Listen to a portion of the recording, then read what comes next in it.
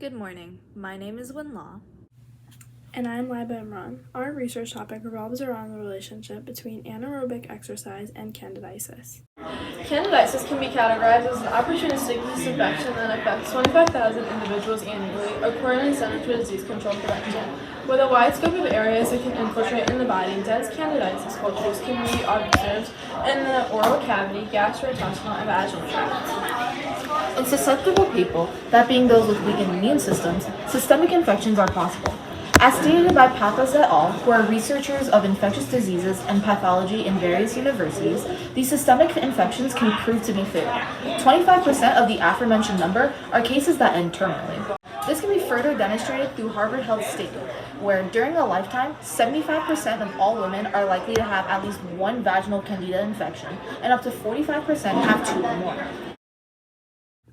At the root of this disease is the pathogenic fungi Candida albicans. Although it is commonly found in the healthy human microflora and is typically harmless, the overgrowth of the fungus can prove adverse, especially to immunocompromised demographics. Additionally, various factors such as medication and environment can alter its virulent tendencies. The fungus survives in its host through the method of protein secretion. Over 225 proteins comprise its secretome, encompassing multiple aspects of virulence, functionality, and ultimately survival.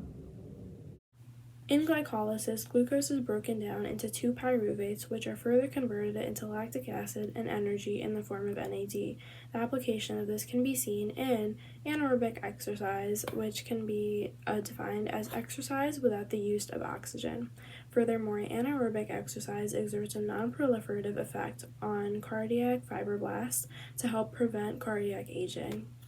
The fourth and final phase was spectrophotometry, which quantified the proteins while also giving a moderate identification of proteins. It does so by having certain wavelengths of light pass through a sample and measures the sample's absorbance of UV light. In glycolysis, glucose is broken down into two pyruvates, which are further converted into lactic acid and energy in the form of NAD. The application of this can be seen in anaerobic exercise, which can be defined as exercise without the use of oxygen. Furthermore, anaerobic exercise exerts a non-proliferative effect on cardiac fibroblasts to help prevent cardiac aging. Additionally, various factors such as medication and environment can alter its virulent tendencies. The fungus survives in its host through the method of protein secretion. Over 225 proteins comprise its secretome, encompassing multiple aspects of virulence, functionality, and ultimately survival. A way to produce lactic acid is through lactic acid bacteria. Various strains of lactobacillus and lactococcus go through the procedure of glycolysis and then produce lactic acid through lactate dehydrogenase. Looking at existing research holistically, the possibility of anaerobic exercise as a possible treatment method for candidiasis has not yet been explored. Considering the amount of people suffering from this condition, it is imperative that more solutions are explored. Considering how lactobacillus species and lactic acid have demonstrated possible fungicidal effects, we believe lactic acid will effectively reduce the proliferation of PRA1. This leads us to our research question. To what extent does lactic acid, as a product of anaerobic exercise, reduce the proliferation of PRA1 and Candida albicans? Considering how lactobacillus species and lactic acid have demonstrated possible fungicidal effects, we believe lactic acid will effectively reduce the proliferation of PRA1. Our methodology was correlational research conducted through an experiment. This experiment was composed of 3 groups and divided into 4 phases. The first phase was lactic acid extraction. 6 Lactobacillus acidophilus cultures were created. Each culture was placed in a 50 ml screw cap test tube with nutrient broth and glucose. The tubes had no open airflow to emulate the process of anaerobic respiration. Afterward, distillation was used to separate the lactic acid. The second phase was culturing Candida albicans. The fungus was streaked onto 6 yeast malt agar petri dishes per group.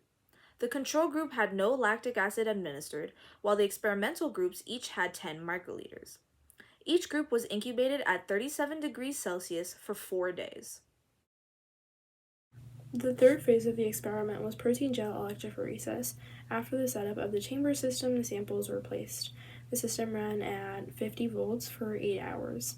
This process determined the concentration and presence of proteins. The fourth and final phase was spectrophotometry, which quantified the proteins while also giving a moderate identification of proteins. It does so by having certain wavelengths of light pass through a sample and measures the sample's absorbance of UV light. Due to a snow day, day 1 was not observed for all groups. Throughout the 4-day process, the control group faced no issues regarding growth. Experimental group number 1's lactic acid solution had a pH of 3.76. The solution was applied into the center of the petri dish and made no visible impacts to the growth of the Candida albicans, as shown in the images. Experimental group number 2 solution was applied in the same manner and had a pH of 4.2. Similarly, the solution had made no significant impact on the visible growth. The growth seemed to be slightly more contained compared to the 2 other groups, which could be the result of the manner in which it was streaked. Our experiment is currently in progression, therefore we have not been able to conduct protein gel electrophoresis or spectrophotometry. Taking into account the prospect for future research, we would like to expand on the experiment by focusing on a specific area of the body, such as the oral cavity, and determine lactic acid's efficacy in that environment. And this concludes our presentation. Thank you for listening.